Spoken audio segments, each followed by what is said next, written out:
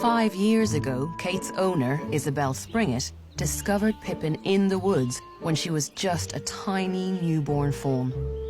She left her there hoping her mother would come back and find her, but it didn't quite work out that way. The next day, I started hearing the crying. So that was it. I thought, this is crazy. I'm taking her in. And the only reason I put her on the dog's bed is because it was the only spot to put her. Yeah. And Kate took one look at her, and that was it. It was, thank you, I'll take over now, Oh, you know. stop it. That just melts her heart, doesn't it? It did, yeah. And so, at what point did Pippin begin to sort of get back to the wilds, would you say? 2 weeks old. Yeah. 2 weeks old? 2 weeks old, yeah. At 2 weeks, she insisted on sleeping in the woods on her own at night. And we thought, well, if something eats her, that's just the way it's going to go. We can't interfere. No. Would Kate ever follow her into the woods at yeah. night? Yeah, Kate would follow her. Sometimes she'd watch her go, like, oh.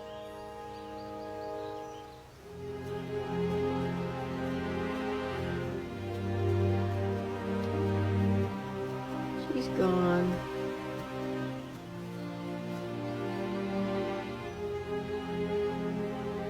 But then, she never left Kate, did she? I mean, she didn't disappear forever. No, she'd come back every day.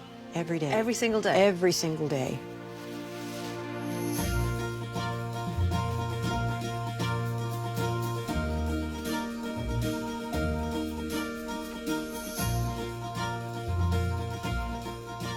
So how long did this maternal behaviour carry on? Probably till Pip was about 6 months old. And then it sort of turned into a friendship, playtime, buddy thing. The older Pip got, the more they would play like friends.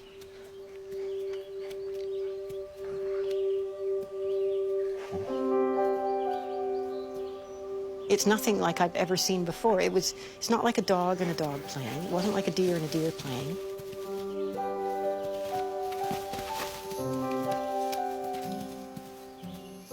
Kate toned down the aggression a little bit with the play. It wasn't, you know, she would be more aggressive playing with another dog, but with Pippin she was more careful. And Pippin seemed to be a little more rough than I've seen a deer be. So it was two different species compromising. They would smack into each other and run and leap and do their neck twirls and lick and, oh, it was really funny to watch.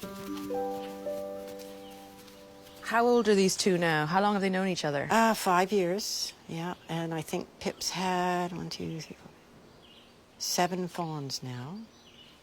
Pippin spends the majority of her time with the wild herd, but she returns to the area surrounding the house each year to give birth to her fawns.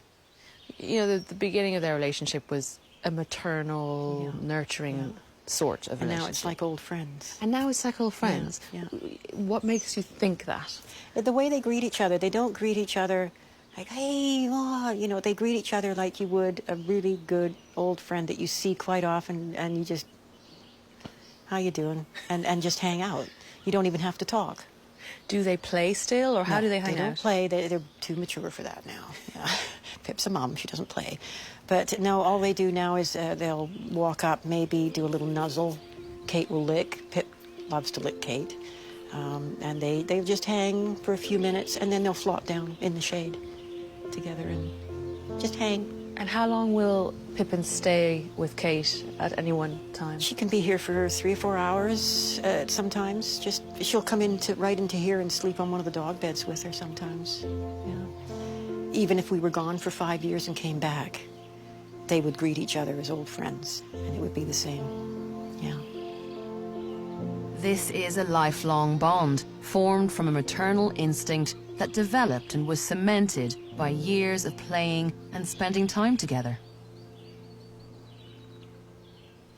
The relationship between Kate and Pippin is remarkable. Two animals seeking each other out to spend time together without the constraints that are often made by man. And to me, that makes this animal friendship far more compelling than in captive situations.